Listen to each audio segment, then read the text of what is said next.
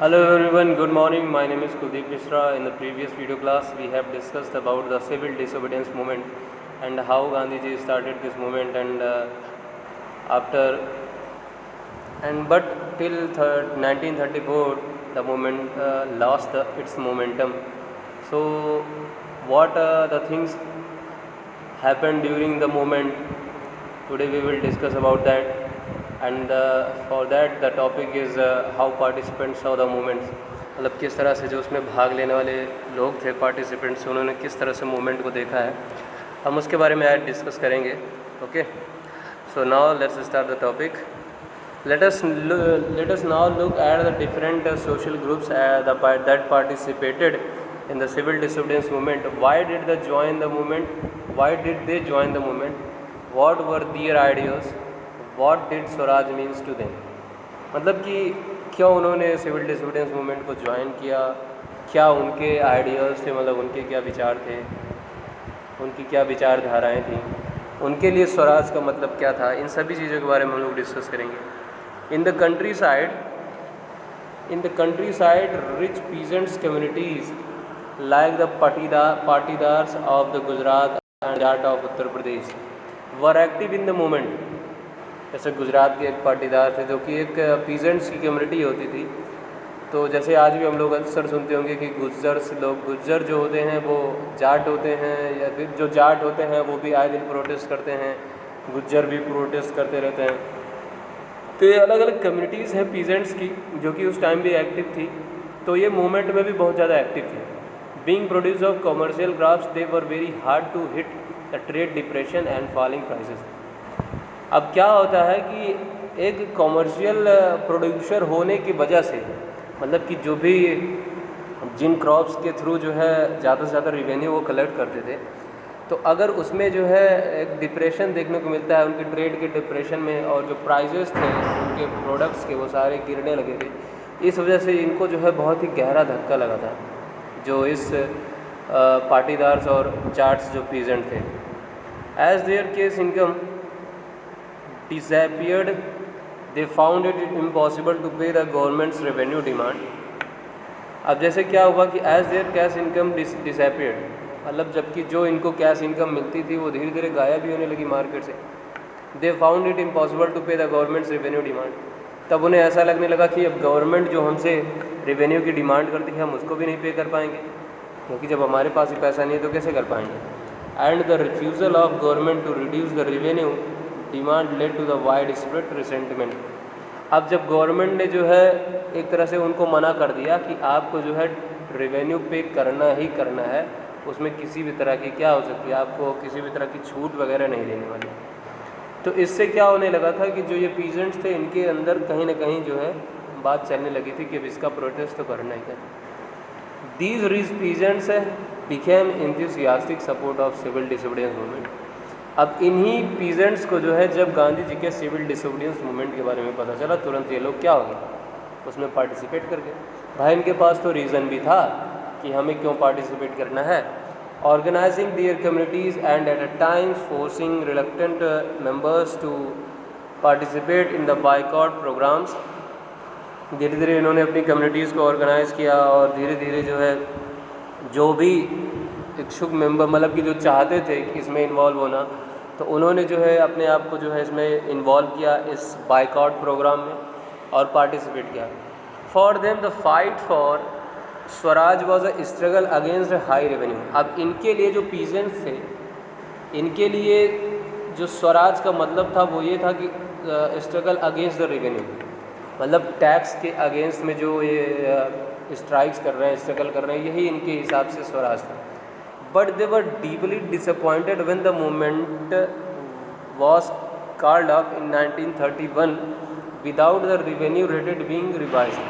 लेकिन उनको बहुत ही गहरा धक्का लगा जब 1931 में Gandhi ji second round table conference में चले जाते थे. कुछ दिन के लिए ब्रेक लग जाता है मूवमेंट में, और उस टाइम तक रेवेन्यू को लेकर कोई चर्चा नहीं हुई थी, मतलब वो वैसा का वैसा ही था. तो इस वजह से उनको बहुत ज़्यादा बुरा लगा इसका.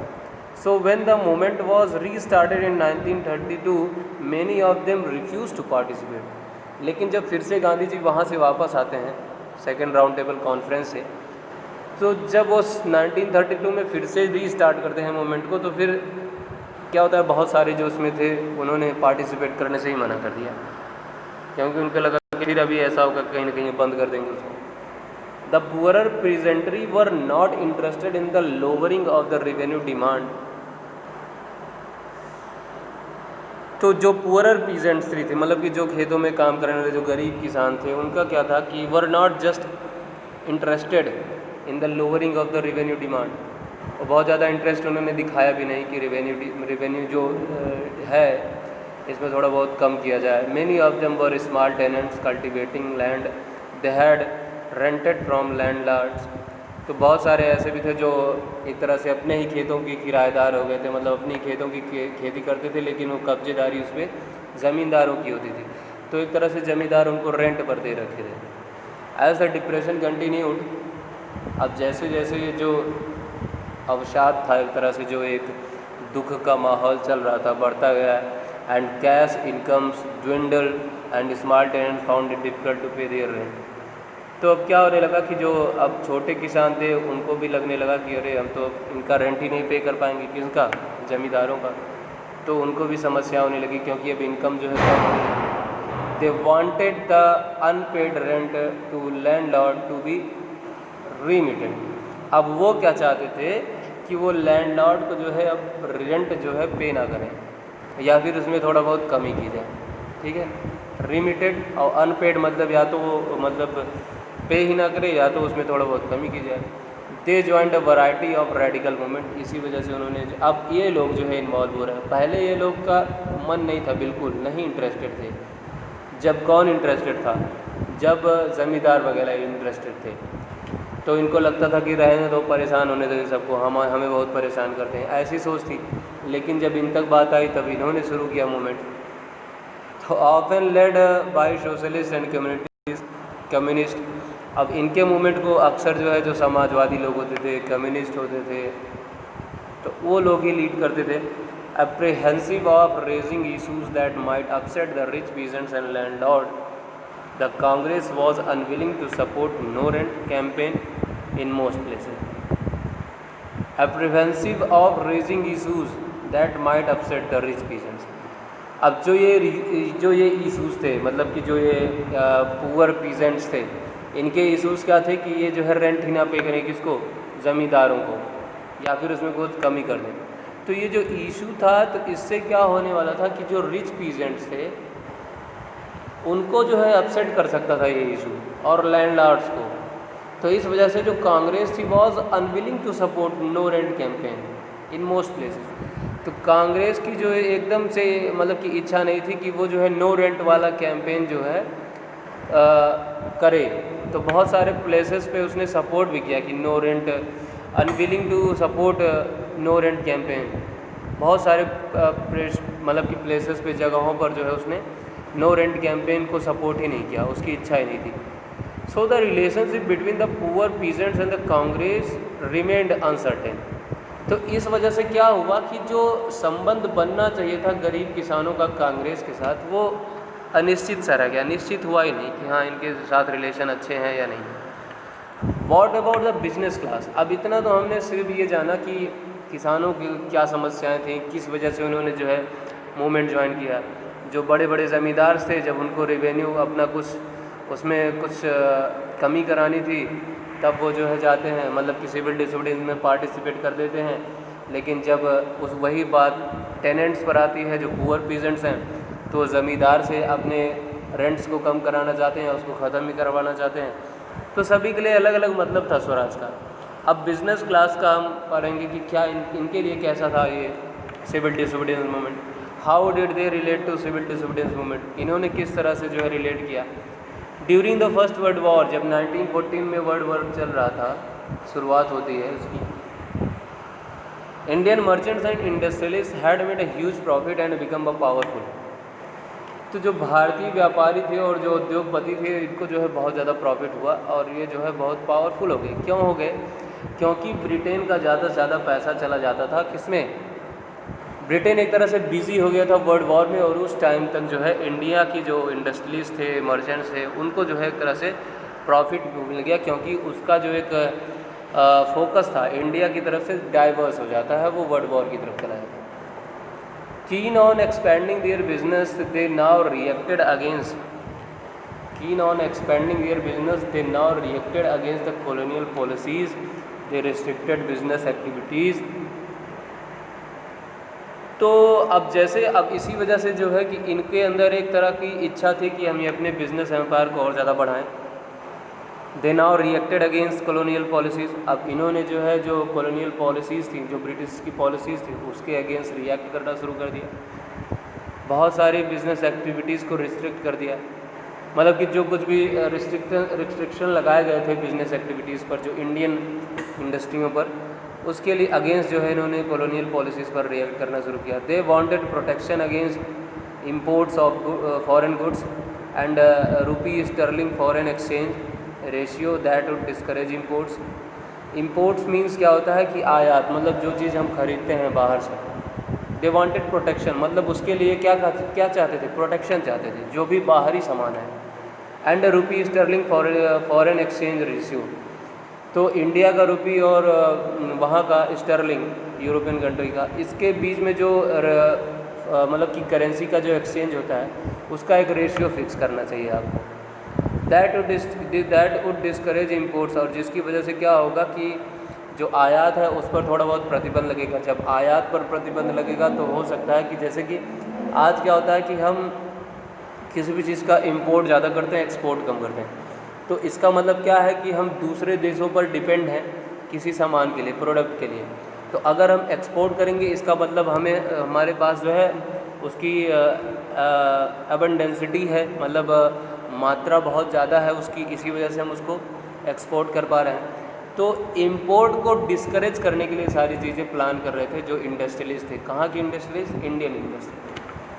To organise business interest they formed the Indian industrial and the commercial congress in 1920।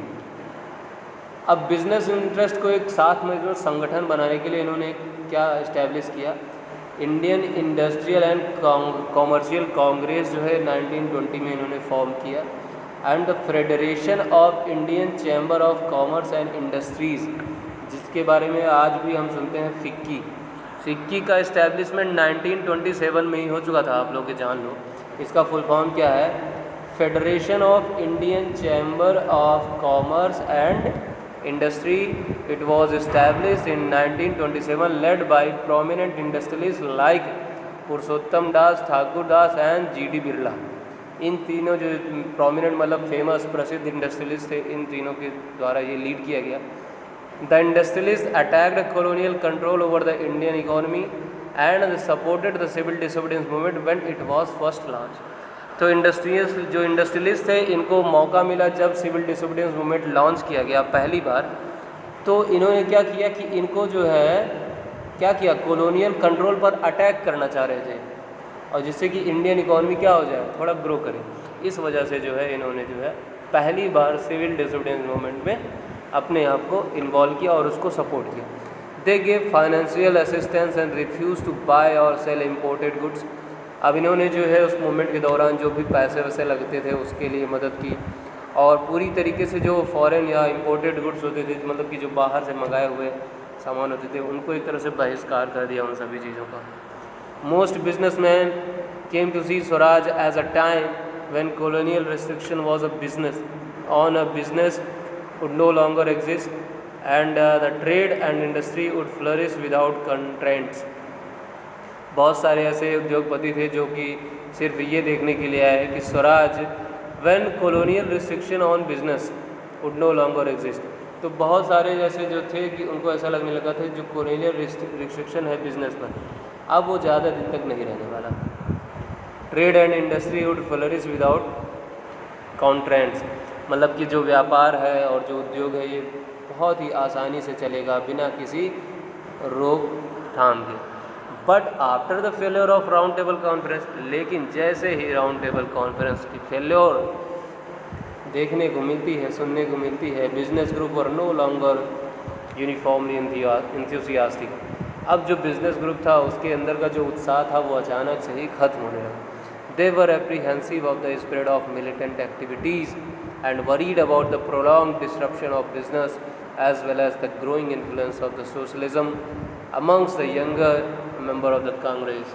वो सभी जो है बहुत ज़्यादा एक तरह से हम बोल सकते हैं कि चिंता में थे, कि बहुत ज़्यादा कंसर्न थे कि जो भी मिलिटेंट एक्टिविटीज़ हो रही हैं, आए दिन जो है स्ट्राइक्स वगैरह हो रहे हैं, उन सभी को लेकर बहुत ज़्यादा वो चिंतित थे। जो कुछ भी डिस्ट्रप्शन देखने को मिल रहा है उद्योग में, मतलब जो गिरता चला जा रहा है उनका व्यापार का स्तर, और जो कुछ भी इन्फ्लुएंसेस बढ़ते चले जा रहे हैं सोशलिज़म के, किसके अंदर, यंगर मेंबर के ऊपर कांग्रेस के, तो इन सभी चीज़ों से जो है वो क्या कर रहे थे, बहुत ज़्यादा चिंतित थे।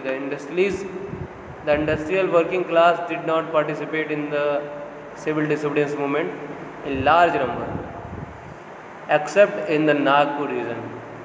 अब बहुत ही बड़ा रीज़न जो हो जाता है, जो वर्किंग क्लास का था, वो जो है पार्टिसिपेट ही नहीं करता किसमें, सिविल डिसोबीडियंस मूवमेंट में, सिवाय नागपुर रीजन को छोड़कर। As the industrialists came closer to the Congress, workers stayed aloof, but in spite of that, some workers did participate in the civil disobedience movement, selectively adopting some of the ideas of Gandhian program.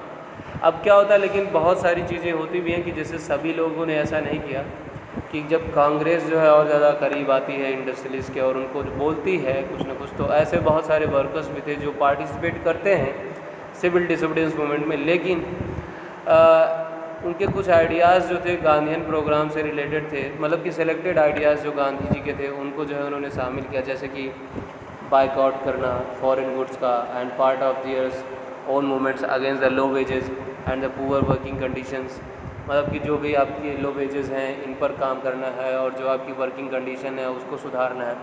इन छोटी छोटी चीज़ों को लेकर उन्होंने बहुत सारे जो peasants थे, वर्कर्स थे उनको जो है इन्वॉल्व किया। There were strikes by railway workers in 1930 and dock workers in 1932, और कुछ स्ट्राइक्स हुए रेलवे वर्कर्स के भी, डॉक वर्कर्स के भी। In 1930, thousands of workers in Chota Nagpur tin mines were Gandhiji caps and participated in protested rallies and boycott campaigns। अब 1930 में बहुत सारे ऐसे जो छोटा नागपुर के खानों के जो वर्कर्स थे, उन्होंने गांधी जी के एक तरह से उनके आइडियाज़ को जो है एक्सेप्ट किया और प्रोटेस्ट में इन्वॉल्व हो गए, बाइकआउट कैंपेन्स में। But the Congress was reluctant to include workers demand as per programme of strictly it felt. अब लेकिन जो कांग्रेस का क्या था कि वो उसकी बिल्कुल इच्छा नहीं थी, रिलेक्टेंट मतलब कि वो इच्छा ही नहीं थी कि वो वर्कर्स के डिमांड्स को इंक्लूड करे अपने प्रोग्राम में। It felt that this would alienate industrialist and divide the anti imperial force. अब ऐसा लगने लगा कि वो जो क्या कर रहे हैं, एकदम से अलग कर दे रहे हैं, किसको, इंडस्ट्रियलिस्ट को और वर्कर्स को, और जिसकी वजह से क्या हो जा रहा है कि एंटी इम्पीरियल फोर्सेस का मतलब कि एक तरह से मतलब कि फॉर्मेशन होता चला जा रहा है। इम्पीरियलिज्म का मतलब क्या होता है कि सभी लोगों को साथ में लेकर चलना, एक संघ बना के चलना, लेकिन यहाँ पे संघ अब टूट रहा है क्योंकि वो सिर्फ इंडस्ट्रियलिस्ट के बारे में सोच रहे हैं, वर्कर्स के बारे में वो उतनी इम्पोर्टेंस नहीं दे रहे हैं। Another important feature of civil disobedience movement was the large scale participation of women. और जो बहुत ही इम्पॉर्टेंट फीचर था सिविल डिसोबीडियंस मूवमेंट का कि इसमें बहुत सारे जो है वुमेन्स थी, वो उन्होंने पार्टिसिपेट किया। During Gandhi ji salt march thousands of women came out of their homes to listen to him. अब गांधी जी के साल्ट मार्च के दौरान बहुत सारी ऐसी महिलाएं थी जो है अपने घरों से निकल कर उनको सिर्फ सुनने के लिए आई।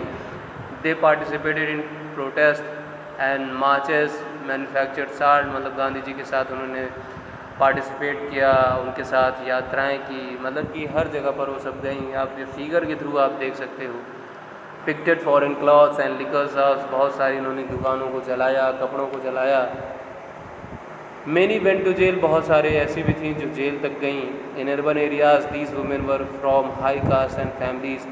अब ये जो शहर के इलाकों में जो महिलाएं भी थीं ये अच्छे घरानों से आती थीं। In rural areas they came from rich peasants house hold. अब जो गाँव के भी थे तो उसमें भी वो अमीर घरानों से ही महिलाएँ आती थीं। Moved by Gandhi ji call they began to see service to the nation as a sacred duty of a women. अब गांधी जी के अनुसार उनका मानना था कि उन्होंने क्या करना शुरू किया कि ये जो नेशन की एक ड्यूटी है, नेशन के लिए एक ड्यूटी है, एक बहुत ही सेक्रेड ड्यूटी ऑफ वुमेन है, मतलब कि अब महिलाओं के लिए बहुत ही पवित्र एक तरह से ड्यूटी मानी गई है कि राष्ट्र की सेवा करने को मिले अगर उनको। Yet this increase public role did not necessarily mean any radical change in the way of position of women was visualised.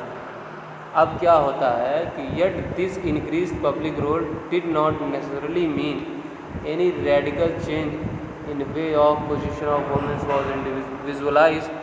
Gandhi ji was convinced that it was a duty of women to look after home and hearth, be good mothers and good wives, and for a long time the Congress was reluctant to allow women to hold any position of authority within the organization. It was a keen only of their symbolic presence. अब देखो क्या क्या चीज़ें थी कि जैसे कांग्रेस का बिल्कुल मन नहीं था कभी भी कि वो जो है वुमेंस को जो है इन्वॉल्व करे किसी भी तरह की मूवमेंट में या ऑर्गेनाइजेशन में या कोई अथॉरिटी या किसी पोजीशन पर उनको इस्टेब्लिश करे। लेकिन गांधी जी का ऐसा मानना था कि जब एक महिला जो है घर को संभाल सकती है और सभी चीज़ों की देखभाल कर सकती है तो उसकी एक ये भी जिम्मेदारी बनती है कि वो अपने देश की भी देखभाल करे और उसमें बढ़ चढ़कर हिस्सा ले। तो गांधी जी का ऐसा मानना था, लेकिन कांग्रेस गांधी जी के कुछ आइडियाज़ से एकदम डिफरेंट थी। तो ये भी एक इफ़ेक्ट पड़ता है जिससे कि बाद में वुमेंस भी जो है पार्टिसिपेट नहीं करती क्योंकि कांग्रेस की इन्वॉल्वमेंट ज़्यादा हो जाती है। तो ये था आज का हमारा टॉपिक और हम लोग नेक्स्ट वीडियो क्लास में the limit of civil disobedience discuss करेंगे। So for today that's it, have a good day, thank you.